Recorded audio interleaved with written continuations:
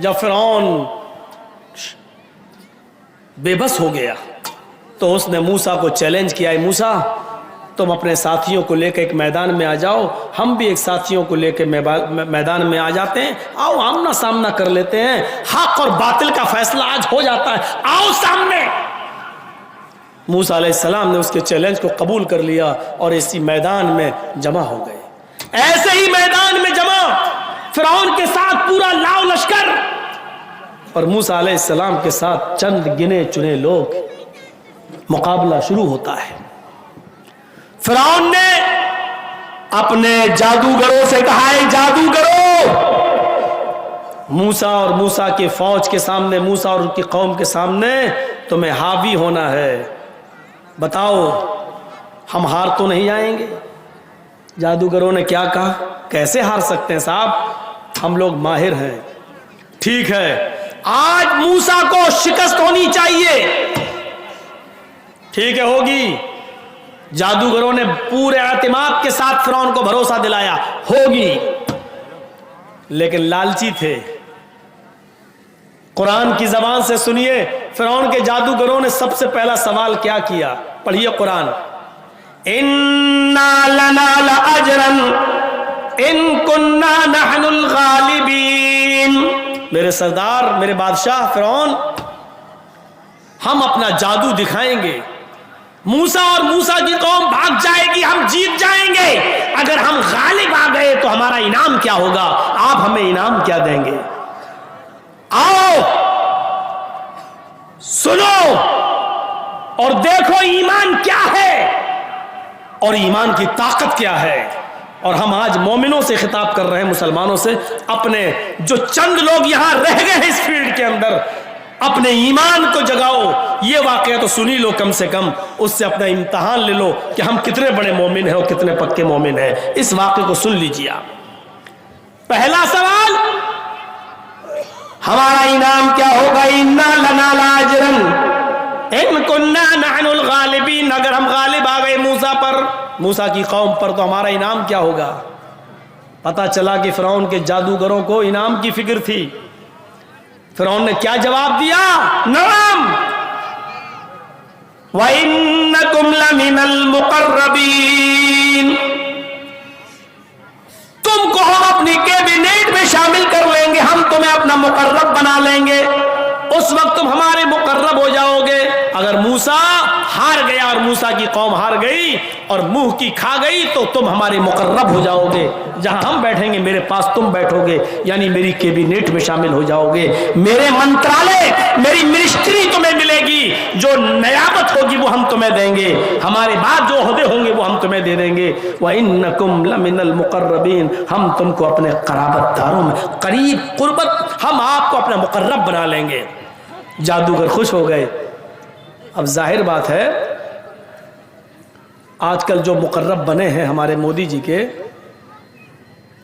مسلمانوں میں بھی بہت سے لوگ ہیں،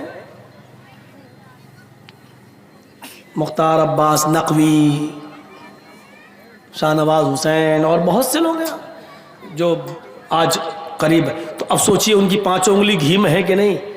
اگر تم یہ کام کرو گے تو تم مودی جی کے مقرب ہو جاؤ گے۔ تو مودی جی کے مقرب ہونے کا مطلب کیا ہے؟ بہت زیادہ سہولتیں تمہارے لیے۔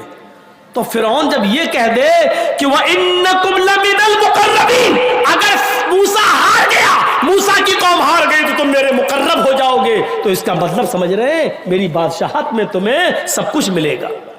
ٹھیک ہے، چلا جادوگروں نے رسیاں نکالی اور رسیاں نکالنے کے بعد پھینکی۔ دیکھیے آپ کیا ہوا، جیسی جادوگروں نے رسیاں نکال کر پھینکی، وہ رینگتے ہوئے سانپ بن گئے، رینگنے لگے، سانپ بن کر رینگنے لگی۔ حالانکہ وہ سانپ تھے نہیں، لیکن دیکھنے والوں کو سانپ دکھائی دے رہا تھا۔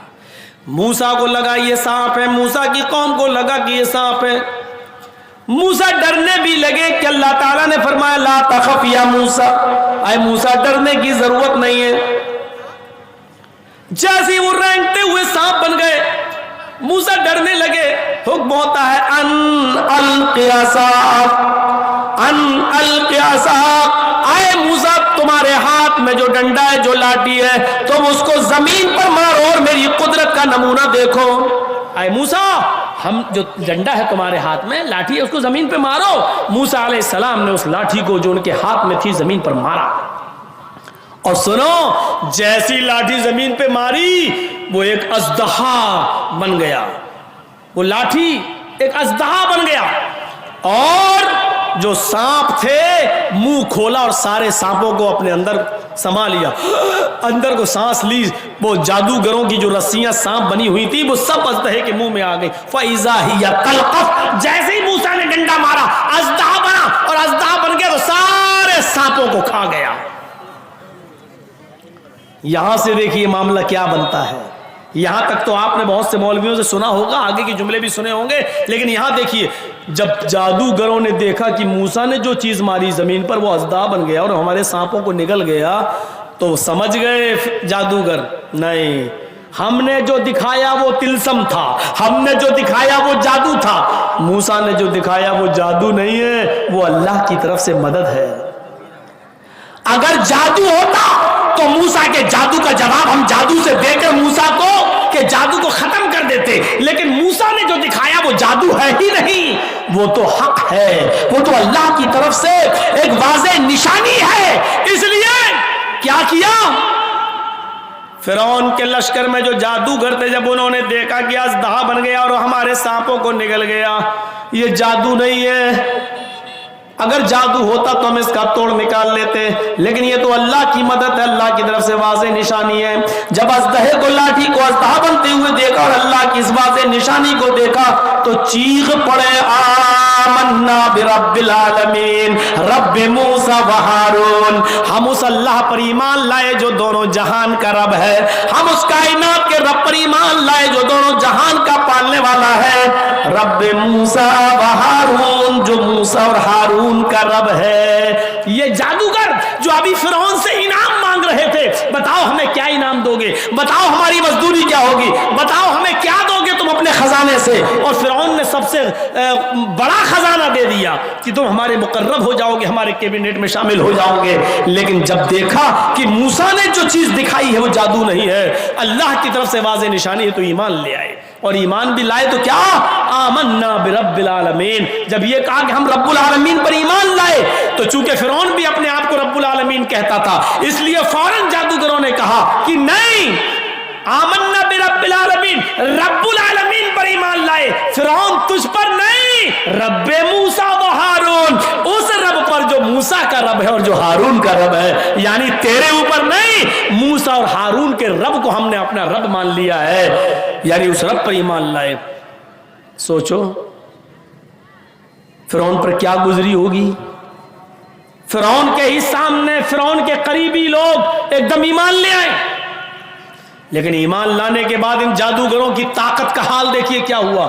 معلوم ہے کہ فرعون سامنے ہے, یہ بھی معلوم ہے کہ فرعون کے لاؤ لشکر اس کا ساتھ ہے. فرعون نے کیا کہا, اچھا پلٹ گئے, ادھر چلے گئے, موسیٰ اور ہارون کے رب پر ایمان لے آئے, ہماری اجازت بھی نہیں لی. کہا اب اجازت کی کیا ضرورت, واضح نشانی دیکھ لی, اب اجازت کی کیا ضرورت ہے, کوئی اجازت کی ضرورت نہیں. فرعون ہم اللہ رب العالمین پر ایمان لائے, تیری اجازت کیوں لے. سنیے جملہ, فرعون نے پھر ان کو دھمکی دی, اور دھمکی کیا دی, لَأُقَطِّعَنَّ أَيْدِيَكُمْ وَأَرْجُلَكُمْ مِنْ خِلَافٍ ثُمَّ لَأُصَلِّبَنَّكُمْ أَجْمَعِينَ.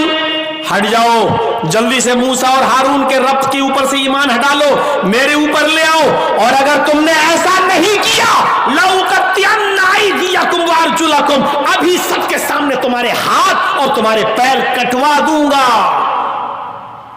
من خلاف, مخالف سمتوں سے. اگر دایاں ہاتھ کاٹیں گے تو بایاں پیر, اور بایاں ہاتھ کاٹیں گے تو دایاں پیر. جلدی سے اپنا ایمان ہٹا لو موسیٰ اور ہارون کے رب سے, ہمیں اپنا رب مان لو, نہ تو کیا ہوگا, لَأُقَطِّعَنَّ أَيْدِيَكُمْ وَأَرْجُلَكُمْ مِنْ خِلَافٍ, ابھی سب کے سامنے ہم تمہارے ہاتھ کٹوا دیں گے اور پیر کٹوا دیں گے. دائیں ہاتھ کاٹیں گے تو بایاں پیر, اور بایاں ہاتھ کاٹیں گے تو دایاں پیر. ہٹاؤ ایمان. اور ہاتھ پیر کاٹنے کے بعد بھی لَأُقَطِّعَنَّ, یہاں سے کاٹ دیا خبر ختم، یہاں سے کاٹ دیا، نہیں، الفاظ کی زیادتی معنی کی زیادتی پر دلالت کرتی ہے۔ عربی زبان میں قطع یقطع کے معنی ہوتے ہیں کاٹنا، اور قطع یقطع تقطیع کے معنی ہوتے ہیں ٹکڑے ٹکڑے کرنا۔ یعنی اس نے کہا فرعون نے لأقطعن أيديكم وأرجلكم، ہم تمہارا پیر اور ہاتھ کاٹیں گے نہیں، ٹکڑے ٹکڑے کر دیں گے، بوٹی بوٹی کر دیں گے، کئی جگہ سے کاٹیں گے، جس کو ہم اپنی زبان میں بولتے ہیں قیمہ قیمہ کر دینا۔ ہم تمہارے ہاتھ اور پیروں کو مخالف سمتوں سے کاٹ کے ٹکڑے ٹکڑے کر دیں گے، اور اس کے بعد چھوڑ نہیں دیں گے تمہیں، نہیں، ثم لأصلبنكم اجمعین، تم سب کو ہم سولی پہ لٹکا دیں گے، تم سب کو ہم سولی پہ چڑھا دیں گے، جان سے مار دیں گے، پھانسی کے پھندے پہ لٹکا دیں گے۔ لیکن ایمان جب آ گیا، آمنا برب العالمین کہہ دیا، رب موسیٰ و ہارون کہہ دیا، تو اتنی بڑی دھمکی کے باوجود ڈرے نہیں۔ یہ جادوگر کیا کہنے لگے؟ جو انہوں نے جواب دیا وہ سنیے، لن نُصِرَكَ عَلَى مَا جَاءَنَا مِنَ الْبَيِّنَاتِ وَالَّذِي فَطَرَنَا فَاقْضِ مَا أَنْتَ قَاضٍ إِنَّمَا تَقْضِي هَٰذِهِ الْحَيَاةَ الدُّنْيَا۔ آئے فرعون، جس اللہ نے ہمیں پیدا کیا اس رب کی طرف سے واضح نشانیاں دیکھنے کے بعد، جس اللہ نے ہمیں پیدا کیا اس کی طرف سے واضح دلیل آ جانے کے بعد، اب ہم تجھ پر پھر لوٹ جائیں اور موسیٰ کو چھوڑ دیں، یہ ہم سے نہیں ہوگا۔ اب ہم موسیٰ کو نہیں چھوڑ سکتے، موسیٰ کے رب کو نہیں چھوڑ سکتے۔ رہی تیری دھمکی جو تو میرے ہاتھوں کو اور پیروں کو کاٹنا چاہتا ہے اور سولی پہ لٹکانا چاہتا ہے، فَاقْضِ مَا أَنْتَ قَاضٍ، تجھے جو کرنا ہو کر، جو بھی فیصلہ سنانا ہو سنا، میرے ہاتھ کاٹ، پیر کاٹ، زبان کاٹ، گردن کاٹ، میرے جسم کے ٹکڑے ٹکڑے کرنا ہو کر، فَاقْضِ مَا أَنْتَ قَاضٍ، تجھے جو کچھ بھی کرنا ہے کر، لیکن یاد رکھنا، إِنَّمَا تَقْضِي هَٰذِهِ الْحَيَاةَ الدُّنْيَا، یہ سب کچھ تو صرف اس دنیا ہی میں کر سکتا ہے، آخرت میں تو میرا مالک نہیں ہے۔ دنیا میں سزا دے سکتا ہے، آخرت کا تو میرا مالک نہیں ہے۔ میرے پیارے ساتھیوں، یہاں سے آپ اندازہ لگائیے، جو ابھی انعام مانگ رہے تھے فرعون سے، لیکن جب موسیٰ نے لاٹھی ماری اور اژدہا بن گیا، اللہ کی طرف سے اس نشانی کو دیکھا، نشانی کو دیکھنے کے بعد وہ ایمان لائے، اور جب ایمان لائے تو اتنی طاقت پیدا ہو گئی کہ وہ ہاتھ کٹوانے کے لیے تیار ہو گئے، پیر کٹوانے کے لیے تیار ہو گئے، اپنے جسم کے ٹکڑے ٹکڑے کروانے کے لیے تیار ہو گئے۔ فرعون اور فرعون کے لاؤ لشکر سے ڈر نہیں رہے ہیں، اب ان کو انعام کا بھی لالچ نہیں ہے، کیونکہ اب ان کے اندر ایمان کی طاقت آ گئی، اور جب ایمان کی طاقت کسی کے اندر آتی ہے تو پھر وہ کسی سے نہیں ڈرتا۔ ایک ہمارے ایمان کی طاقت ہے، جاؤ دیکھ لو، چند لوگوں کو لوگ ایک آدمی کو مجبور سمجھ کر پکڑ کے اور لاٹھیوں پہ لاٹھیوں، ڈنڈے پہ ڈنڈے مارتے ہیں، اور جے شری رام کے زبردستی نعرے لگواتے ہیں، اور مجبوری میں بیچارہ لگاتا ہے، سوچتا ہے کہ شاید یہ نعرہ لگانے سے ہماری جان بچ جائے۔ لیکن پیارے ساتھیوں، ذرا غور کرو، ہمارے پاس ایمان کی طاقت ہوتی تو اس وقت ہم یہی کہتے، جیسی کوئی ڈنڈا مارے، لا الہ الا اللہ، لا الہ الا اللہ، وہ جتنا کہیں جے شری رام، ہماری زبان سے نکلے اللہ احد، اللہ ایک ہے، لا الہ الا اللہ۔ میرے بھائیوں، یہ ایمان کی طاقت آج ہمارے پاس نہیں ہے، یہ ایمان کی طاقت آج ہمارے پاس نہیں ہے۔ سمیہ کو بیچ میں کھڑا کر دیا گیا، طبقات ابن سعد کے الفاظ ہیں، اس کے جسم کے کپڑے پھاڑ دیے گئے، ابو جہل نے نیزہ شرمگاہ میں داخل کر دیا، لیکن اس کے باوجود کہتی ہے ثبت قدمی علی دینک یا ارحم الراحمین، اے اللہ میرے دین کو ثابت قدم رکھنا، اللہ میرے دین کو بچا لینا، اللہ یہ ابو جہل یہ سزا دے کر مجھ سے میرا دین چھیننا چاہتا ہے، اللہ مجھے میرے دین پر مضبوطی کے ساتھ قائم رکھنا۔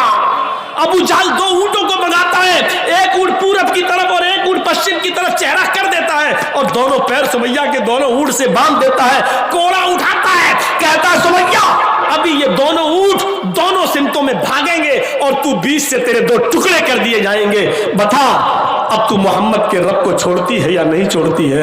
ہنستی ہے، اس پوزیشن میں ہنستی ہے، پیر بندے ہیں ہنس رہی ہے، کوڑا ابو جہل کے ہاتھ میں ہے لیکن ہنستی ہے، کہتی ابو جہل جتنی دیر تو इन ऊंटों को भगाने में लगा रहा है, उतनी ही देर मुझे रब की जन्नत में जाने में लग रही है। मेरे प्यारे साथियों, यहाँ पर लाकर हम अपने आप को देखें, हम अपने आप को टटोलें, हम अपने आप को लड़ें और देखें कि सुमैया के अंदर ये कौन सी ताकत थी। अबू जहल खड़ा है, अबू लहब खड़ा है और कुरैश के बड़े बड़े लोग खड़े हैं, सजा दे रहे हैं। सुमैया अकेली है, ज्यादा से ज्यादा उसका बेटा अम्मार या उसका शौहर यासिर उसके आंखों के सामने है, पूरी फौज एक तरफ, लेकिन सुमैया इस मौके पर भी चीख रही है, अल्लाह अहद, अल्लाह एक है, अल्लाह एक है।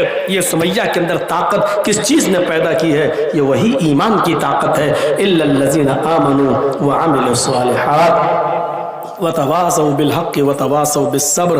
और हक बात को टंके की चोट पर कहते रहो, हक बात का ऐलान करते रहो। हक बात कहने में किसी से कोई समझौता नहीं, हक बात कहो, और हक कहोगे तो परेशानियां आएंगी, परेशानियां आए तो उस पर सब्र भी करो।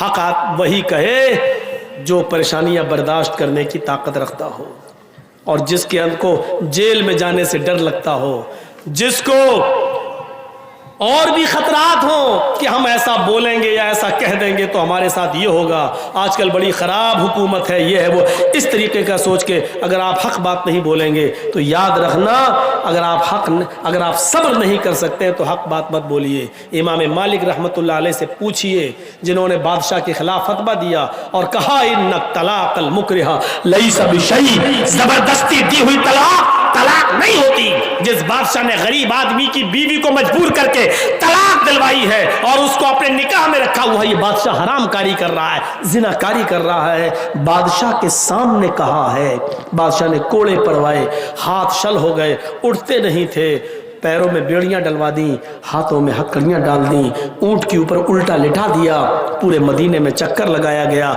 और बताया गया कह दो ये बादशाह का कहना नहीं माना तो इमाम मालिक को ये सजा। और इमाम मालिक कह रहा है ये बादशाह का चमचा झूठ बोल रहा है। बादशाह का कहना न मानने की सजा नहीं, मोहम्मदुर रसूलुल्लाह की हदीस सुनाने की सजा मुझे मिली है, क्योंकि बादशाह ने गरीब, बेबस और लाचार आदमी की बीवी पर जुल्म करके उसके शौहर को मजबूर करके उससे तलाक दिलवा दी और उसकी बीवी को अपनी बीवी बना लिया। लिहाजा जबरदस्ती दिलवाई हुई तलाक नहीं होती। अल्लाह के नबी ने फरमाया इन्न तलाक़ल मुकरिहा लैसा बिशै। इस ऊंट पर हाथ मेरे टूट चुके हैं, पैरों में खड़े होने की ताकत नहीं है, बेड़ियां पड़ी हैं, हाथों में हथकड़ियां पड़ी हैं, ऊंट पर उल्टे मुंह लटका दिया है। इस हाल में भी मैं यही कहूंगा इन्न तलाक़ल मुकरिहा लैसा बिशै, जबरदस्ती दिलवाई हुई तलाक नहीं होती। बात हो जाने से बेहतर है कि किसी के मुंह लग जाए। मेरे बर्फ को घुलने और पिघलने से बेहतर है कि आप लोग इसका ठंडा पानी पी लें। इमाम राजी कहते हैं जब मैं घर आया, खाना ना खाने के बाद जब मैं बिस्तर पर लेटने के लिए चला, कुरान की चंद आयतें पढ़कर सोने का मेरा मामूल था। जब मैं कुरान पढ़कर सोने के लिए जाने लगा, कुरान की जब मैं चंद आयतों की सूरतों की तिलावत करने लगा तो पढ़ते पढ़ते बिस्तर पर मेरे सामने कुरान की यही सूरत आ गई, वल अस्र इन्नल इंसान लफी खुस्र। जमाने की कसम, रुए जमीन पर जितनी भी इंसानियत है सब नुकसान के अंदर है। आज मैं समझ गया कि अल्लाह रब्बुल आलमीन ने सारी इंसानियत को नुकसान में क्यों बताया। जैसे जैसे बर्फ पिघलता जाता है, घुलता जाता है, वैसे वैसे उसकी कीमत भी कम होती चली जाती है। बर्फ घुलता जा रहा है, उसकी कीमत कम होती जा रही है।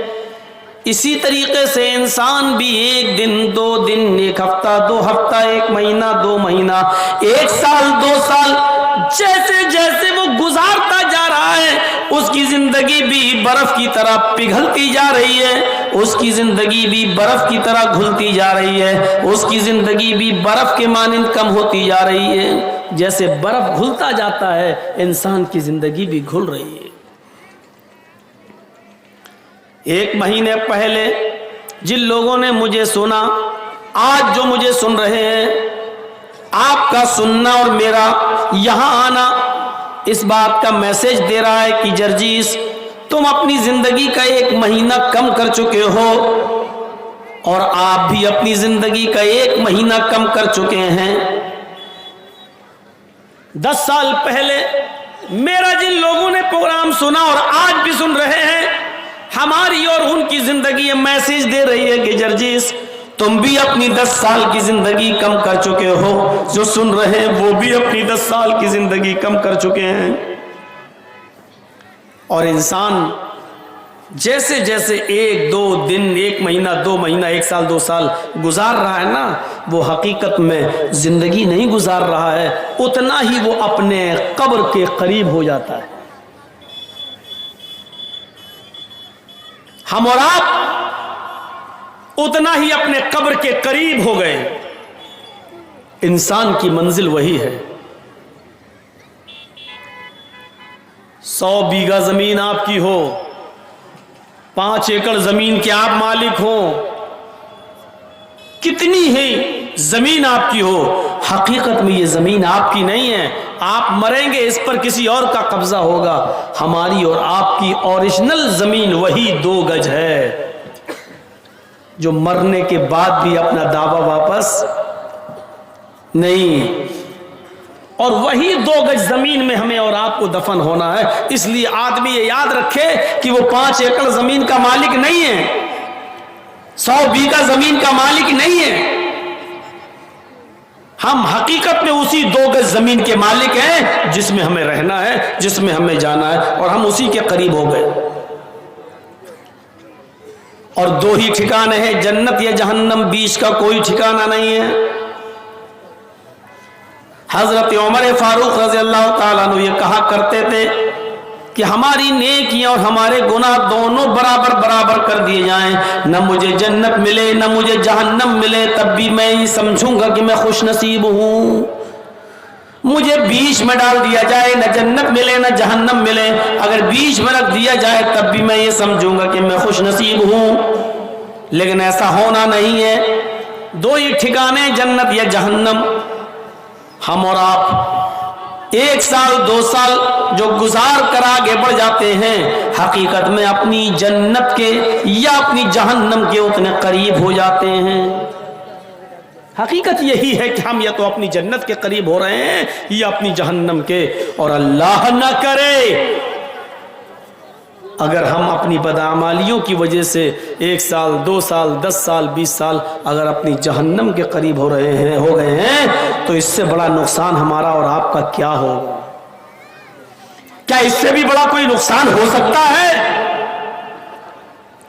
اسی لیے علامہ راضی نے کہا ہے کہ میں سمجھ گیا اللہ نے زمانے کی قسم کیوں کھائی، کیونکہ جس طرح برف گھل رہا ہے اسی طریقے سے 1 سال 2 سال زمانہ بھی برف کی طرح پگھل رہا ہے۔ ہم اپنی زندگی کم کرتے چلے جا رہے ہیں، ہم اپنی زندگی کم کرتے جا رہے ہیں، برف کی مانند ہماری زندگی پگھلتی جا رہی ہے، برف کی مانند ہماری زندگی پگھل رہی ہے، ہم اپنی قبر کے قریب ہو رہے ہیں۔ سکندر بادشاہ 6 مہینے حکومت کیا کرتا تھا، اور 6 مہینے وہ جنگل میں اپنی زندگی بسر کیا کرتا تھا۔ جنگل میں چشمدید لوگوں نے رات میں سکندر بادشاہ کو دیکھا۔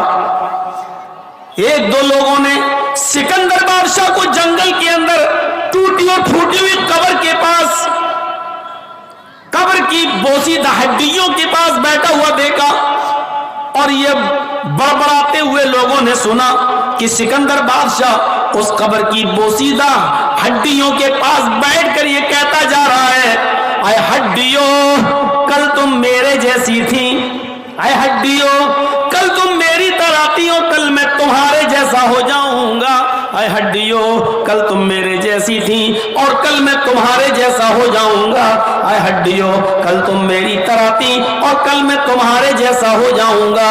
وہ یہ بول بول کر اپنی موت کو یاد کر رہا ہے، وہ قبر کی بوسیدہ ہڈیوں کو، سڑی ہوئی ہڈیوں کو دیکھتا ہے اور کہتا جاتا ہے، اے ہڈیوں کل تم میری طرح تھی اور کل میں تمہارے جیسا ہو جاؤں گا۔ اسی لیے جناب محمد رسول اللہ صلی اللہ علیہ وسلم نے فرمایا، فزوروا القبور فَإِنَّكُمْ تُذَكِّرُكُمُ الْمَوْتِ، لوگو تم قبروں کی زیارت کیا کرو، تم قبروں پہ جایا کرو، اس لیے کہ قبروں کی زیارت کرنے سے تمہیں وہاں جا کر اپنی موت یاد آئے گی، تمہیں اپنا ٹھکانہ یاد آئے گا، تمہیں اپنا مسکن یاد آئے گا، تمہیں اس جگہ آنا ہے، یہ قبریں تمہیں یاد دلائیں گی کہ تمہارا ٹھکانہ یہ ہے۔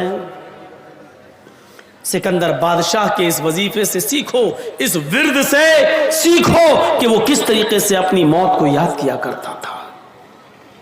ہم اور آپ دھیرے دھیرے قبر کے قریب جا رہے ہیں۔ ابو ہریرہ اس حدیث کے راوی ہیں، ترمذی شریف ابواب الزہد کے الفاظ ہیں، فرمایا ابو ہریرہ رضی اللہ تعالیٰ عنہ نے کہ اللہ کے نبی صلی اللہ علیہ وسلم نے فرمایا بادروا بالاعمال سبعا هل تنتظرون الا فقرا منسیا او غنى مدغیا او مرضا مفسدا او هرما مفندا او موتا مجهزا او الدجال فشر غائب ينتظر او الساعة فالساعة ادھا وامر۔ ترمذی ابواب الزہد کے الفاظ ہیں، اللہ کے نبی فرماتے لوگوں 7 چیزوں کے آنے سے پہلے نیک اعمال کر لو، ان 7 چیزوں کا تم انتظار نہ کرو، ان 7 چیزوں کا انتظار نہ کرو۔ هل تنتظرون الا فقرا منسیا، کیا تم ایسی فقیری کا، ایسی غربت کا انتظار کر رہے ہو جو تمہیں سب کچھ بھلا دے؟ پیسہ دیا اللہ تعالیٰ نے، کیا تم فقیری کا انتظار کر رہے ہو تب عبادت کرو گے؟ میں نے گجرات کی سرزمین پر پروگرام کیے ہیں، آج چلیے آپ وہ احمد آباد 2002 سے پہلے جن کے کروڑوں کے شو روم ہوا کرتے تھے اور جنہوں نے مجھے اپنے شو روم پر بٹھا کر چائے پلائی تھی، ناشتہ کرایا تھا، میں ان شو روم کے مالکوں کو آج بھی جانتا ہوں، لیکن 2002 کے دنگے کے بعد یک طرفہ اس چپیٹ میں دنگائیوں کے اور جو لوگ آئے اور محلے کے محلے خالی کر دیے گئے، دکانیں جلا دی گئیں، عورتیں بیوہ کر دی گئیں، بچے یتیم کر دیے گئے،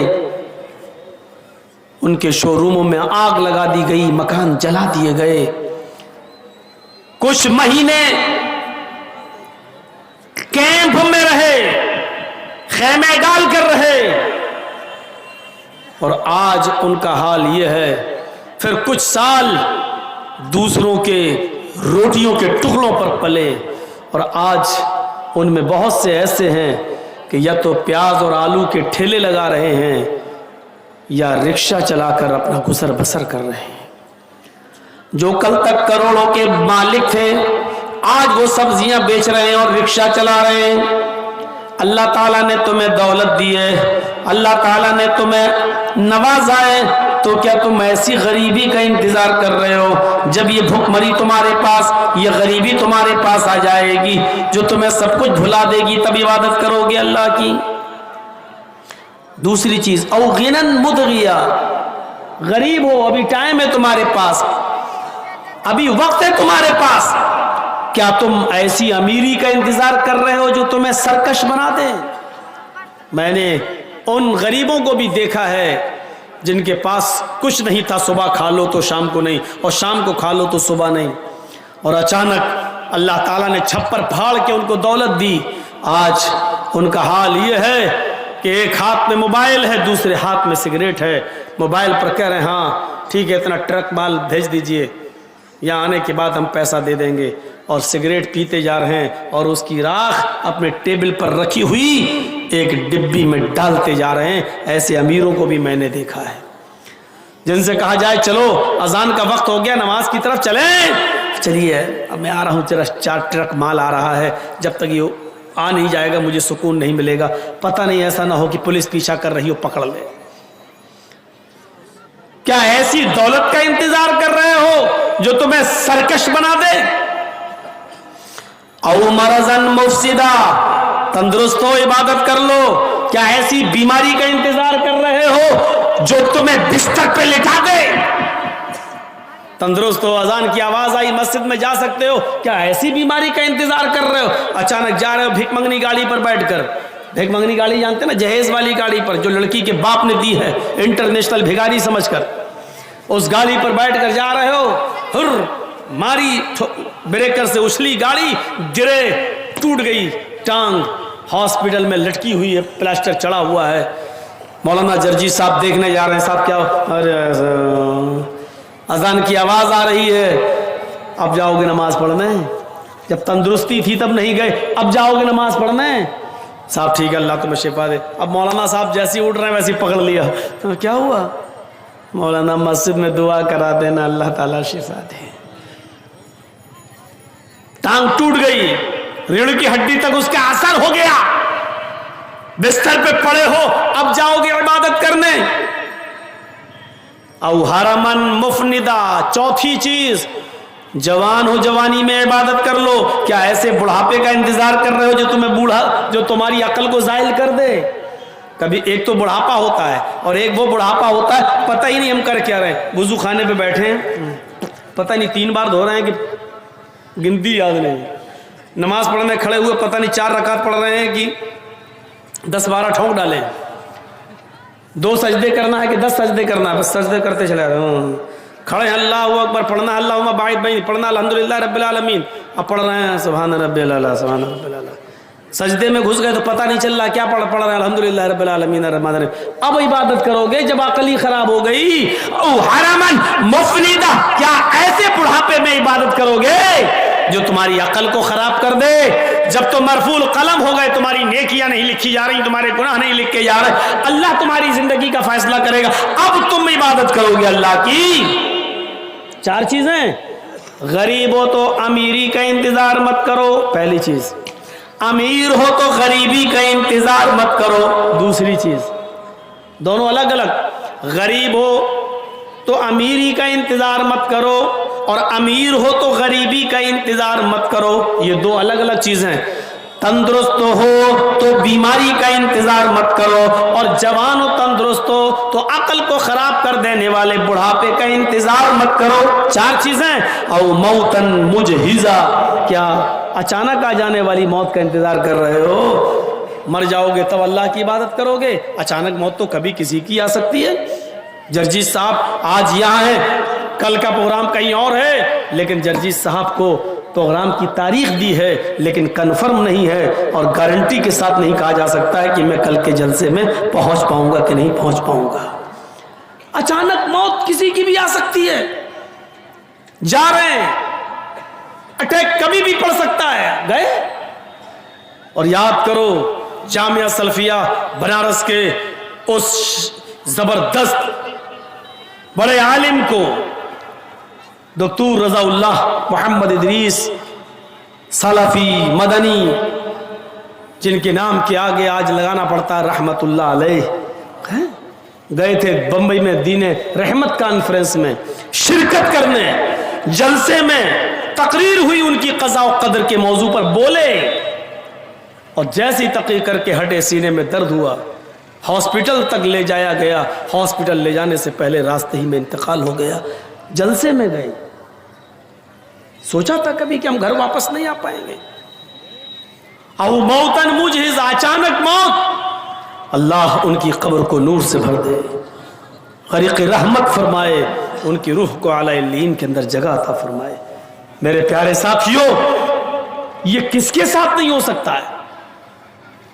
کرونا میں کیسے کیسے ہمارے جماعت کے بڑے بڑے عالم اس دنیا سے چلے گئے. 40 45 سال کی عمر اور چلے گئے. تصور نہیں کر سکتے آپ. ابھی ایک اور بیماری نئی نکلی ہے, یہ ویکسین والوں کو بھی نہیں چھوڑ رہی ہے, اور دیکھتے رہیے گا. عالم الغیب تو نہیں ہوں لیکن اب تک کے حالات بتلا رہے ہیں. یو پی کا جب چناؤ ہوگا, اگر 3 یا 4 چرڑوں میں چناؤ ہوا, 5 چرڑوں میں ہوا, تو 4 چرڑ تک تو ٹھیک چلے گا, لیکن 5ویں چڑھ کا یا 6ٹی چڑھ کا جب چناؤ ہوگا تو اس میں یہ لہر بہت تیزی کے ساتھ آئے گی، اور یہ آئے گی نہیں، لائی جائے گی، اور لانے والے 2 ہی آدمی ہیں، نام نہیں لوں گا، آپ سمجھ گئے ہیں، سمجھدار ہیں میرے بھائیوں۔ دیکھیے گا یہ لہر کب آئے گی، کس وقت آئے گی، کیسے آئے گی، کس ٹائم پہ آئے گی، یہ سب سیٹنگ پہلے سے ہے، کیونکہ یو پی کو دوبارہ حاصل کرنا ہے، کیونکہ بنگال سے تو تماچا پڑا ہے، ٹھوکر لگی ہے، سر ابھی زمین پہ گڑا ہوا ہے، سر اٹھا نہیں پا رہے ہیں، اس لیے یو پی کو کسی طریقے سے جیتنا ہے، کسی بھی طریقے سے۔ اگر یو پی چلا گیا ان کے ہاتھ سے تو دلی جانا طے، اس لیے یو پی کسی طریقے سے یہ جانے نہیں دیں گے۔ اس کے لیے کورونا سے بھی زیادہ خطرناک بیماری آئے گی، چناؤ کے 2-3 چڑھ ہو جانے کے بعد 4تھے یا 5ویں چڑھ میں اس کی بھیانک لہر پھیلے گی، کس کی طرف سے پھیلے گی؟ اور یہ کچھ کتے جو ہڈیاں ڈال دینے کے بعد ان کی چونچیں چلیں گی، میڈیا والے، اور وہ کتے کون ہیں میں نام بھی نہیں لوں گا، اور وہ کتے خود سمجھ جائیں گے کہ کتے کس کو کہا گیا ہے، وہ اچھی طریقے سے جانتے ہیں، جن کو آپ گودی میڈیا کہو یا جس کو بھکت میڈیا کہو، جو کہنا چاہو کہو، ہماری نظر میں ہڈیوں کو کھانے والی، سڑی ہوئی ہڈیوں پہ گرنے والی یہ میڈیا، دیکھیے گا اس لہر کو کیسے سنیوجت طریقے سے اور ڈھنگ سے پھیلائے گی، اور اسی میں سب گڑبڑ، اور سب اسی میں ہوگا گڑبڑ۔ تو موتن مجزا، اچانک موت کبھی بھی آ سکتی ہے، اس موت کے آنے سے پہلے عبادت کر لو۔ 5 چیزیں، اب الدجال فشر غائب ينتظر، دجال کے آنے سے پہلے، خروج دجال سے پہلے نیک اعمال کر لو، جب دجال نکل جائے گا، آ جائے گا، تب تم نیک عمل کرو گے، جب تمہاری نیکیوں کے دروازے بند کر دیے جائیں گے تب نیک اعمال کرو گے۔ غائب فتنوں میں، غائب چیزوں میں سب سے بڑا فتنہ اسی خروج دجال کا ہے، دجال سے بڑا کوئی فتنہ نہیں ہے غائب چیزوں میں، یہ 6ٹی چیز ہے۔ اور 7ویں چیز، اب فساعت ودھا امر، کیا قیامت آ جائے گی تب تم نیک اعمال کرو گے؟ قیامت کے آنے سے پہلے نیک اعمال کر لو، قیامت کے آنے سے پہلے میرے بھائیوں، قیامت کے آنے سے پہلے نیک اعمال، وہ قیامت جس کا چرچا ہر جگہ ہے، وہ قیامت جس کو بائبل میں ڈے آف ججمنٹ کے نام سے جانا گیا ہے، وہ قیامت جس کو ہم ہندو دھرم کے شاستر اور ویدوں کے مطابق پرلے اور مہا پرلے کے نام سے جانتے ہیں، جس کے بارے میں یہ کہا گیا ہے کہ نہ پتر پتا کو دیکھے گا نہ پتا پتر کو دیکھے گا، یہ رگ وید کے اندر، رگ وید بھومکا میں لکھا ہوا ہے، نہ پتر پتا کو دیکھے گا نہ پتا پتر کو دیکھے گا، بس اتنا۔ اسی کو ہمارے قرآن نے یوں کہہ دیا، یوم یفر المرء من اخیہ وامہ وابیہ وصاحبتہ وبنیہ، اس دن ایک انسان بھاگے گا، یوم یفر المرء من اخیہ، اپنے بھائی سے بھاگے گا، وامہ وابیہ، ایک انسان اپنی ماں سے بھاگے گا، اپنے باپ سے بھاگے گا، وصاحبتہ وبنیہ، اپنی بیوی سے بھاگے گا اور اپنے بیٹوں سے بھاگے گا۔ ایک آدمی ہے، بھائی کو دیکھ کر بھاگے گا کہ یہ مجھ سے ایک نیکی نہ مانگ بیٹھے، بیٹا اپنی ماں کو دیکھے گا، بھاگے گا کہ میری ماں مجھ سے کہیں ایک نیکی کا سوال نہ کر لے، اپنے باپ کو دیکھے گا تو بھاگے گا کہ یہ میرا باپ مجھ سے سوال نہ کر لے، اپنی بیوی کو دیکھے گا، جس بیوی کے بنا دنیا میں ایک پل نہیں رہ پاتا تھا، اس بیوی کو دیکھے گا تو چھپ جائے گا، مجھ سے میری بیوی کہیں ایک نیکی نہ مانگ بیٹھے۔ اپنی اولاد جس کے ہلکے سے پیٹ کے درد، ہلکا سا پیٹ کا درد آپ کی راتوں کی نیند اڑا دیتا ہے، ہلکا سا فیور، ہلکا سا ٹائیفائڈ آپ کو رات کے 2 بجے اور 3 بجے اپنے بیٹے کو ہاسپٹل لے جانے پر مجبور کر دیتا ہے، آپ کو اپنی نیند سے بیدار کر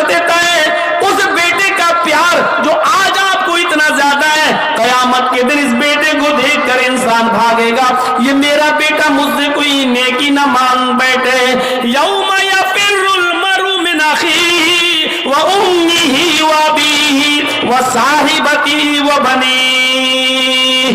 वेद कहता है पुत्र अपने पिता का न होगा, पिता अपने पुत्र को न देखेगा। मेरे भाइयों, ये एक ही चीज है, कुरान ने थोड़ा तफसील से बयान कर दिया है। वो कयामत कि जिसके बाद जिस दिन हमें और आपको दोबारा जीवित किया जाएगा, दोबारा जिंदा किया जाएगा, कब्र से उठाया जाएगा और हिसाबो किताब लिया जाएगा। हाँ, ये वही दिन है जिसको वेदों ने कहा है मृत्यु पश्चातम द्वितीय जन्मम भवति, ने तृतीय ने चतुर्थ ने पंच ने षष्ठ ने सप्त ने अष्ट ने नवम ने दशकं का। मरने के बाद तुम्हारा एक दूसरा जन्म होगा, न तीसरा न चौथा न पांचवा न छठा न सातवां न आठवां न नवां न दसवां, यानी मरने के बाद तुम्हें दोबारा जीवित किया जाएगा। हिंदू धर्म में 7 जन्म है ना, कहते हैं 7 जन्मों तक हम तुम्हारे रहेंगे। इसलिए फेरे लगाए जाते हैं औरत के, जब शादी होती है पति के साथ कितने फेरे लगते हैं? 7 फेरों का मतलब जानते हो? 7 जन्म हम तक तुम हमारी हो, हम तुम्हारे हैं। 7 जन्म हिंदू धर्म में, 7 जन्म, जबकि मालूम नहीं है कि अगला जन्म किसका होगा, लेकिन 7 जन्म है हिंदू धर्म में। वेद मना कर रहा है, वेद कह रहा है एक दूसरा ही जन्म होगा। मनुस्मृति और भागवत पुराण वगैरह कहते हैं कि 7 जन्म होंगे, लेकिन वेद मना करता है। वेद कहता है 7 जन्म है ही नहीं, एक ही जन्म है, मरने के बाद दूसरा जन्म, जिसको पुनर्जन्म कहते हैं, कब्र से दोबारा उठना। ये पुनर्जन्म को हम भी मानते हैं, दोबारा जीवित होना हम भी मानते हैं मरने के बाद, लेकिन आवागमन के हम कायल नहीं हैं। आवागमन, चोरी करोगे तो बिल्ली बनोगे, जुआ खेलोगे तो भैंस बनोगे। ये हिंदू धर्म में आवागमन है। ये अच्छे कर्म करोगे तो इंसान और बुरे कर्म करोगे तो कुत्ता, बिल्ली, चूहा, बंदर, छछूंदर। यहां तक लिखा हुआ है कि ये गुनाह करोगे तो आलू बनोगे, ये करोगे तो कद्दू बनोगे, ये करोगे तो कटहल बनोगे। अब वो सारी हमें याद थोड़ी हैं, लेकिन चार तो ऐसे गुनाह हमें याद हैं जो मनुस्मृति के बारे में अध्याय में है। जुआ खेलोगे तो भैंस का जन्म होगा, चोरी करोगे तो नहीं, रिश्वत खाओगे तो कुत्ते का जन्म होगा, चोरी करोगे तो बिल्ली का जन्म होगा, और किसी लड़की पर अगर गलत नजर डालोगे तो अगला जन्म लड़की का होगा। ये हिंदू धर्म में 4 है, तो बहुत पूरी एक लिस्ट है, लेकिन हमें 4 ही याद है। और भी लिखा है, ये करोगे तो चावल का होगा, ये करोगे तो हरा धनिया बनोगे, ये करोगे तो हरी मिर्चें बनोगे, ये करोगे तो गोभी बनोगे, ये करोगे तो पत्ता गोभी बनोगे। पूरा है, दाल चावल और घी चीनी शक्कर सब लिखा है उसमें। लेकिन ये कुछ समझ में आने वाली बात नहीं है। जुआ खेलोगे तो भैंस का जन्म होगा, थोड़ी सी अकल दौड़ाओगे तो आप गिर जाओगे हैं? थोड़ा सा अकल पे जोर लगाओ।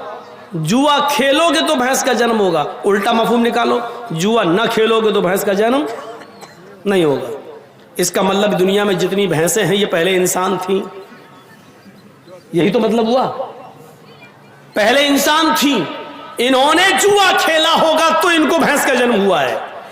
अगर दुनिया में कोई आदमी जुआ ही ना खेले तो फिर भैंस का जन्म नहीं होगा, और भैंस का जन्म नहीं होगा तो दूध नहीं मिलेगा, घी नहीं मिलेगा, मट्ठा नहीं मिलेगा, दही नहीं मिलेगा, छाछ नहीं मिलेगा, पनीर नहीं मिलेगा।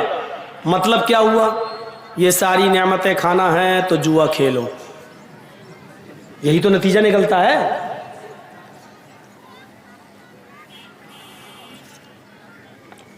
तो ये कुछ समझ में आने वाली बात है। किसी लड़की पर गलत नजर डालोगे तो अगला जन्म लड़की का होगा। ये जलसे में जितनी आई हैं ये सब पहले मर्द थीं।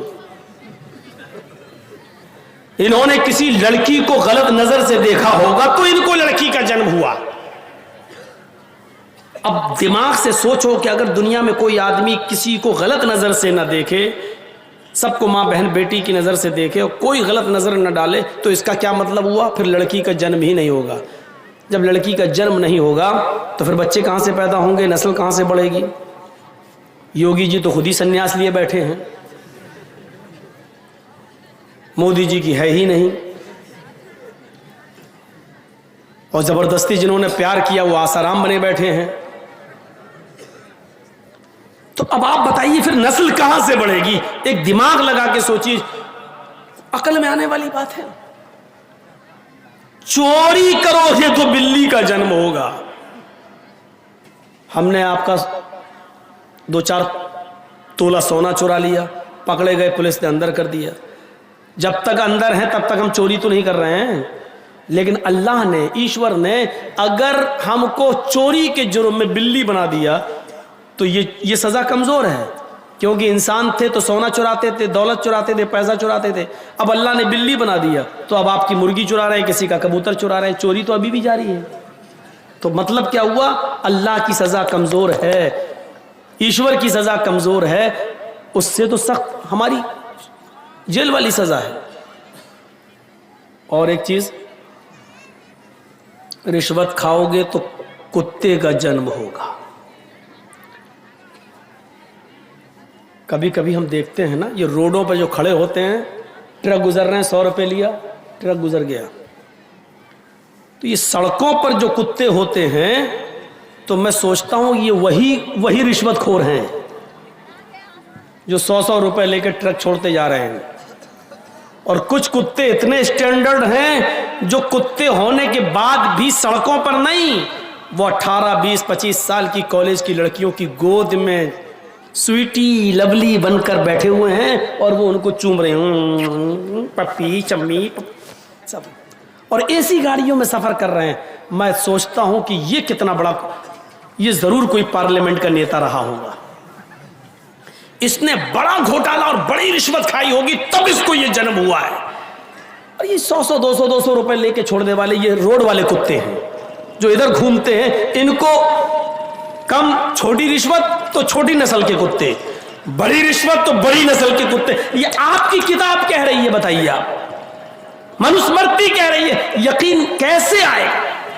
لیکن وید اس کا کھنڈن کرتا ہے، وید کہتا ہے بالکل نہیں، مرنے کے بعد انسان دوبارہ ایک ہی جنم لے گا، نے ترتیہ نے چترت نے پنچ نہ تیسرا نہ چوتھا نہ پانچواں نے षष्ठ نہ چھٹا نے سپت نہ ساتواں نے اشٹ نہ آٹھواں نے نوم نہ نواں نہ دشنکا نہ دسواں۔ مرنے کے بعد انسان کا تیسرا، چوتھا نہیں، پانچواں نہیں، چھٹا نہیں، ساتواں نہیں، آٹھواں نہیں، نواں نہیں، دسواں نہیں، کوئی جنم نہیں ہوگا۔ مرنے کے بعد ایک دوسرا ہی جنم ہوگا جہاں اس کو اس کے کرموں کا حساب دینا پڑے گا۔ اسی کو قرآن کہتا ہے اَيَحْسَبُ الْإِنسَانُ أَن يُتْرَكَ سُدًى أَلَمْ يَكُن نُطْفَةً مِّن مَّنِيٍّ يُمْنَىٰ ثُمَّ كَانَ عَلَقَةً فَخَلَقَ فَسَوَّىٰ فَجَعَلَ مِنْهُ الزَّوْجَيْنِ الذَّكَرَ وَالْأُنثَىٰ أَلَيْسَ ذَٰلِكَ بِقَادِرٍ عَلَىٰ أَن يُحْيِيَ الْمَوْتَىٰ۔ کیا اے انسان تو یہ تصور کرتا ہے کہ تجھے ایسے ہی بغیر حساب و کتاب کے چھوڑ دیا جائے گا؟ نہیں نہیں۔ الم یکن نطفۃ من منی یمنا، کیا تو شروع میں منی کا قطرہ نہ تھا؟ کیا تو شروع میں ایک حقیر و ذلیل پانی کی بوند نہ تھا جو رحم مادر تک پہنچایا گیا، جو عورت کے بچے دانی تک پہنچایا گیا؟ پھر اللہ تعالیٰ نے اسی پانی کے قطرے سے تیری مضبوط کھوپڑی بنائی اور اس کھوپڑی میں اتنا نرم بھیجا بنایا، 2 انگلیوں کے بیچ میں رکھ کے مسلنا چاہو تو مسل دو، دھڑکنے والا دل بنایا، انگلیاں بنائی، پور بنائے، پیر بنایا، پنڈلی بنائی، گھٹنا بنایا، ران بنایا، پیٹ بنایا، پیٹھ بنائی، ریڑھ کی ہڈی بنائی، ناک بنائی، آنکھ بنائی، ہزاروں تاروں کا کنیکشن ڈال کر دو چمکتے ہوئے ٹیوب لائٹ، آنکھوں میں روشنی ڈال دی، سمجھنے والا دماغ دے دیا۔ جب ہم یہ سب کام کر سکتے ہیں پہلی بار، فَجَعَلَ مِنْهُ الزَّوْجَيْنِ الذَّكَرَ وَالْأُنثَىٰ، نر و مادہ بھی بنا دیا، لڑکا اور لڑکی بھی بنا دیا۔ ہائے انسانوں، تو تم بتاؤ، جب میں پہلی بار ایسا کر سکتا ہوں تو کیا دوبارہ ہم تمہارے مرنے کے بعد ہم تمہیں جیوت نہیں کر سکتے؟ الیس ذالک بقادر علی ان یحیی الموتى، تو کیا میں مرنے کے بعد ہم تمہیں دوبارہ جیوت نہیں کر سکتے؟ جب پہلی بار ہمارے لیے کرنا آسان ہے تو دوبارہ تو اور زیادہ۔ تو میرے بھائیوں اس چیز کو ذہن میں رکھیے، والعصر ان الانسان لفی خسر، ہم خسارے کی طرف جا رہے ہیں۔ اللہ نہ کرے اگر ہم جہنم کے قریب ہو رہے ہیں، اپنی عمر گزار رہے ہیں، اور ایک ایک دن کر کے اگر ہم قبر کے قریب جا رہے ہیں اور جہنم کے قریب ہو رہے ہیں، تو اس سے بڑا خسارہ کوئی نہیں ہے۔ دو چیزیں آگے، چار چیزیں پیش کی گئیں، الا الذین آمنوا وعملوا الصالحات وتواصوا بالحق وتواصوا بالصبر۔ اس میں دو چیزیں ایک ساتھ اور دو چیزیں ایک ساتھ، الا الذین آمنوا وعملوا الصالحات، جو ایمان لائے اور جنہوں نے عمل صالح کیے، یہ دونوں ایک چیز ہے۔ اور ایک بات یاد رکھیے گا، ایمان اور عمل صالح دونوں ضروری ہے۔ آپ کے پاس ایمان ہے، عمل صالح نہیں، بیکار ہے زندگی آپ کی۔ آپ کے پاس عمل صالح ہے لیکن ایمان نہیں، بیکار ہے آپ کی زندگی۔ چلیے بمبئی، ہم آپ کو دکھاتے ہیں ٹاٹا ہاسپٹل، چلیے اسٹیشنوں پر گرمیوں کے دنوں میں ہم آپ کو دکھاتے ہیں، چلیے گردوارے دلی میں سنڈے کے دن ہم آپ کو دکھاتے ہیں کتنا بڑا لنگر کرتے ہیں سکھ، غریبوں کو ایک طرف سے ایک لائن سے کھانا کھلاتے ہیں۔ چلیے Tata hospital, cancer hospital Bombay میں ہم آپ کو دکھاتے ہیں کہ کتنے بڑے بڑے امیر لوگ غریبوں کی مدد کرنے کے لیے لاکھ 2 لاکھ روپے کی چیک لے کے گھومتے ہیں، پھل فروٹ لے کے آتے ہیں، کھانا ٹرکوں پہ بھر کے لاتے ہیں اور وہاں کینسر پیشنٹوں میں تقسیم کرتے ہیں، ان کے علاج کا انتظام کرتے ہیں۔ دیکھا جائے تو بظاہر کتنا اچھا کام ہے، لیکن عمل صالح تو ہے لیکن ایمان نہیں ان کے ساتھ، اس لیے بیکار ہے۔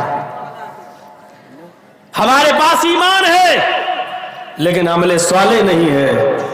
نام محمد اسلم، محمد اکرم، محمد اظہر، محمد فلاں، ہمارے نام بہت اچھے ہیں، پوچھو کون ہو؟ مومن ہیں۔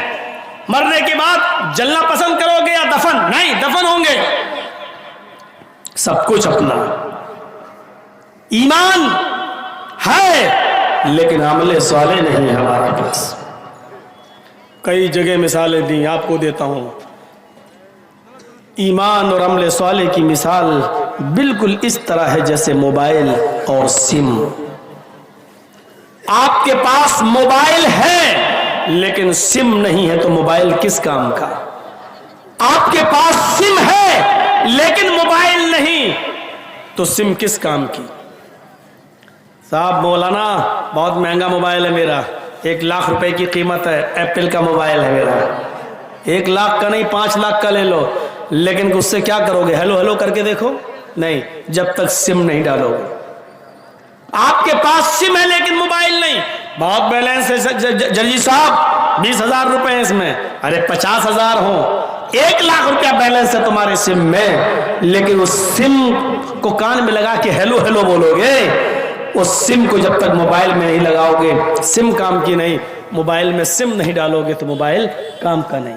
یہ دونوں چیزیں سم اور موبائل کی طرح ہیں۔ آپ کے پاس ایمان ہے، عمل صالح نہیں، بیکار ہے ایمان، اور آپ کے پاس عمل صالح ہے لیکن ایمان نہیں تو بیکار ہے عمل صالح۔ میں نے اس کی مثالیں دے دی آپ کو، دونوں ضروری ہے۔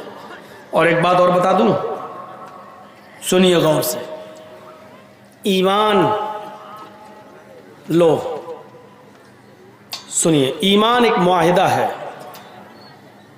اور عمل صالح اس معاہدے کا عملی نتیجہ ہے۔ آپ نے معاہدہ کر لیا لیکن اس معاہدے کے مطابق اگر آپ نے کام نہیں کیا تو معاہدہ بیکار۔ مثلا سنیے، میں ایک مزدور ہوں، آپ نے مجھے اپنے گھر بلایا، جرجیت صاحب میری یہ دیوار کھڑی ہونا ہے، کیا آپ اس دیوار کو کھڑا کریں گے؟ کیا مزدوری لیں گے؟ میں نے کہا ٹھیک ہے، 1,000 روپیہ ڈیلی، صبح 9 بجے آؤں گا، 5 بجے میں چلا جاؤں گا، 9 سے 5 تک ڈیوٹی، 5 دن میں آپ کی دیوار میں پوری کھڑی کر دوں گا۔ آپ نے کہا ڈن، 1000 روپے ڈیلی دیں گے ہم، 5 دن میں ہماری دیوار آپ کھڑی کر دینا۔ میں نے کہا ٹھیک ہے، معاہدہ ہو گیا۔ اب صبح 9 بجے مجھے جانا چاہیے تھا، نہیں گیا، دوسرے دن بھی نہیں گیا، تیسرے دن بھی نہیں گیا، چوتھے دن بھی نہیں گیا، 5ویں دن بھی نہیں گیا۔ جب 5 دن پورے ہو گئے، 6ٹھے دن میں گیا اپنے مالک کے پاس، صاحب مزدوری دیجئے، آج 6ٹھا دن ہے۔ مالک کیا کہے گا؟ ابھی کس بات کی مزدوری لینے آیا ہے؟ صاحب اس معاہدے کی جو ہمارے اور تمہارے درمیان طے ہوا تھا، ہمارے اور تمہارے درمیان تو یہ طے ہوا تھا کہ 5 دن آپ کام کریں گے، 5 دن میں ہم آپ کو 5000 روپے دیں گے، ہوا تھا نا؟ ہاں، تو معاہدہ تو ہوا تھا نا، اقرار تو میں نے کیا تھا نا کہ ہاں میں کام کروں گا، جی، تو لائیے نا 5000 روپے۔ کہے گا بھائی پاگل ہے کیا؟ اقرار کیا تھا تو آیا کیوں نہیں؟ ارے میں نہیں آیا اس سے کیا مطلب؟ میں نے انکار تو نہیں کیا تھا نا کہ نہیں آؤں گا، میں اقرار کر رہا تھا کہ میں آؤں گا، کیا تھا آؤں گا، اور معاہدہ ہمارے تمہارے درمیان طے ہو چکا تھا۔ آپ دیجئے مجھے 5000 روپیہ، آپ دے دیں گے مجھے؟ نہیں، آپ الٹا ڈانٹیں گے اور کہیں گے کمینے جب تجھے نہیں آنا تھا تو پہلے بتا دیتا، 5 دن تک میں نے تیرا انتظار کیا، دوسرے کو میں کام پہ لگا لیتا، کیوں نہیں آیا؟ میرا نقصان اور ہوا۔ میرے بھائیوں پتا چلا کہ صرف معاہدہ کافی نہیں ہے، معاہدے کے اوپر جو آپ نے اقرار کیا ہے وہ اقرار بھی کافی نہیں ہے، بلکہ معاہدے کے مطابق آپ کو کام کرنا تھا۔ آپ کو 9 بجے جانا تھا اور 5 بجے تک اس کی دیوار کو کھڑا کرنا تھا، آپ نے یہ کام نہیں کیا، اس لیے آپ کو اس بات کی مزدوری نہیں ملے گی۔ ایمان ایک معاہدہ ہے، سنیے، ایمان ایک معاہدہ ہے، اور اس معاہدے کا اقرار اور اس کا عملی نتیجہ عمل صالح ہے۔ آپ نے ایمان قبول کر لیا، اسلام لے آئے، اشہد ان لا الہ الا اللہ وان محمد عبدہ ورسولہ، آپ نے اس بات کا اقرار کر لیا کہ اللہ کے علاوہ کوئی معبود نہیں اور محمد اللہ کے رسول ہے۔ اب آپ نے اس بات کا بھی اقرار کر لیا کہ اس معاہدے کے بعد اب ہمیں 5 وقت کی نماز پڑھنی ہے، رمضان کے پورے مہینے کے روزے رکھنا ہے، ہمیں حج بھی کرنا ہے، ہمیں زکوٰۃ بھی دینا ہے۔ آپ نے اس معاہدے کے ساتھ ساتھ یہ اقرار بھی کر لیا، لیکن نماز بھی نہیں پڑھی، روزہ نہیں رکھا، حج نہیں کیا، آپ نے زکوٰۃ بھی نہیں دی، اور کل قیامت کے دن اللہ رب العالمین کے سامنے کھڑے ہو کر کیا آپ جنت مانگ سکتے ہیں؟ کیا آپ یہ کہہ سکتے ہیں کہ اللہ مجھے جنت دے کیونکہ میں نے ایمان قبول کیا تھا، میں نے معاہدہ کیا تھا، میں نے اس بات کا اقرار کیا تھا کہ اللہ کے علاوہ کوئی معبود نہیں اور محمد صلی اللہ علیہ وسلم اللہ کے بندے اور رسول ہے؟ اللہ کیا کہے گا؟ میرے بندے، یہ معاہدہ تھا، تو نے قبول کیا تھا، لیکن اس معاہدے کی جو شرط تھی 5 وقت کی نماز، روزہ، حج، زکوٰۃ، اچھے اعمال، نیک کام، وہ تم نے نہیں کیے۔ اللہ نہیں کیے تو کیا ہوا؟ اقرار تو کیا تھا، اقرار تو کیا تھا، نماز پڑھنا چاہیے، مانتا تو تھا، روزہ رکھنا چاہیے، مانتا تو تھا، کیا نہیں تو کیا ہوا؟ لیکن اقرار تو تھا، تسلیم تو کرتا تھا، اس لیے مجھے تو جنت دے۔ کیا اللہ جنت دے دے گا؟ نہیں، ایمان ایک معاہدہ ہے، عمل صالح یہ اس معاہدے کا عملی نتیجہ ہے۔ جب تک ہم عمل صالح نہیں کریں گے میرے پیارے ساتھیوں، معاہدہ پورا نہیں ہوگا۔ آپ صرف اس مزدور کی طرح مت بنیے جو اپنے مالک سے اقرار کرتا ہے کہ ہم کل 9 بجے آئیں گے اور 5 بجے تک ہم کام کریں گے، اور نہیں آئے اور شام کو مزدوری لینے پہنچ گئے، اور یہ کہو کہ ہاں وعدہ تو تھا، اقرار تو کیا تھا۔ صرف اقرار کی وجہ سے آپ کو مزدوری نہیں مل سکتی ہے، صرف ایمان قبول کر لینے کی وجہ سے، صرف معاہدہ ایکسپٹ کر لینے کی وجہ سے اور معاہدے پر معاہدے کا اقرار کر لینے کی وجہ سے ہمیں جنت نہیں ملے گی۔ جب تک کہ ہم 9 بجے سے لے کے 5 بجے تک ڈیوٹی نہ کریں تو ہمیں 1000 روپیہ نہیں ملے گا۔ اسی طریقے سے جب تک ہم اس ایمان کے جو مطالبے ہیں جب تک ہم پورا نہیں کریں گے، ہمیں اللہ رب العالمین بھی جنت نہیں دے گا۔ ایمان اپنے اندر پیدا کیجئے اور ایمان کے ساتھ ساتھ عمل صالح کی پابندی کیجئے۔ میرے پیارے ساتھیوں، صحابہ کرام کی پوری زندگی ایمان کے ساتھ اور عمل صالح کے ساتھ بھری پڑی ہے۔ حضرت ابو طلحہ انصاری کو دیکھیے، بڑھاپے میں لاٹھی ٹیک کر مسجد میں جاتے ہیں، نماز پڑھتے ہیں، لیکن قرآن کی کسی صحابی کے زبان سے یہ آیت سن لیتے ہیں، انفروا خفافا وثقالا وجاہدوا باموالکم وانفسکم فی سبیل اللہ۔ انفروا خفافا وثقالا، ہر حال میں اللہ کی راہ میں نکلو، جنگ کے لیے جاؤ، خفافا وثقالا، چاہے دشواری ہو یا پریشانی، آسانی ہو یا پریشانی، ہر حال میں تمہیں جنگ کے لیے نکلنا ہے، ہر حال میں تمہیں نکلنا ہے۔ حضرت ابو طلحہ انصاری بڑھاپے میں لاٹھی ٹیک کر چلتے ہیں، کمر جھک چکی ہے، اپنے بیٹوں سے کہتے ہیں بیٹو ہمارے لیے گھوڑا تیار کرو، میں میدان جنگ میں جاؤں گا۔ بیٹوں نے کہا ابو آپ اللہ کے نبی کے زمانے میں لڑے، ابو بکر کے زمانے میں بھی لڑے، عمر فاروق کے زمانے میں بھی لڑے، اب عثمان غنی کا زمانہ ہے، آپ بہت بوڑھے ہو چکے ہیں، کمزور ہو چکے ہیں، کمر جھک چکی ہے، اور اس وقت بھی آپ لڑنے کی بات کر رہے ہیں، جہاد میں جائیں گے۔ فرمایا بیٹو تم جو دلیل دے رہے ہو کہ میں کمزور ہو گیا ہوں، بوڑھا ہو گیا ہوں، تمہاری دلیل کمزور ہے، اس میں دم نہیں ہے۔ قرآن تو کہتا ہے انفروا خفافا وثقالا، ہر حال میں نکلو، چاہے آسانی ہو یا پریشانی، دشواری ہو یا سہولت، ہر حال میں نکلنا ہے۔ نہیں نہیں اے میرے پیارے بیٹو مجھے ہر حال میں نکلنا ہے۔ قرآن نے جب ہر حال میں کہا تو ہمیں نکلنا ہے۔ نہیں مانے، بیٹوں کا انکار باپ کا اصرار، بیٹوں کا انکار باپ کا اصرار، باپ کا اصرار ہی غالب آ گیا، اور بیٹوں نے گھوڑا دے دیا، تلوار دے دی، لو تمہیں لڑنا ہے تو جاؤ، جب تم نہیں مان رہے ہو۔ ابو طلحہ انصاری جنگی قافلے میں شریک ہو جاتے ہیں، اور دریا کا سفر کر رہے ہیں، سمندر کا سفر کر رہے ہیں، پانی کے جہاز میں بیٹھ جاتے ہیں، شپ میں بیٹھ جاتے ہیں۔ شاید اللہ کو یہی منظور تھا، وہ میدان جنگ تک نہیں جا پائے، اور بیچوں بیچ سمندر میں جب ان کا جہاز پہنچتا ہے، ان کی شپ پہنچتی ہے، وہیں پر ان کو بخار آ جاتا ہے، اور حضرت ابو طلحہ انصاری وہیں انتقال کر جاتے ہیں۔ ابو طلحہ انصاری کو بیچ راستے میں ان کا انتقال ہو جاتا ہے، ان کو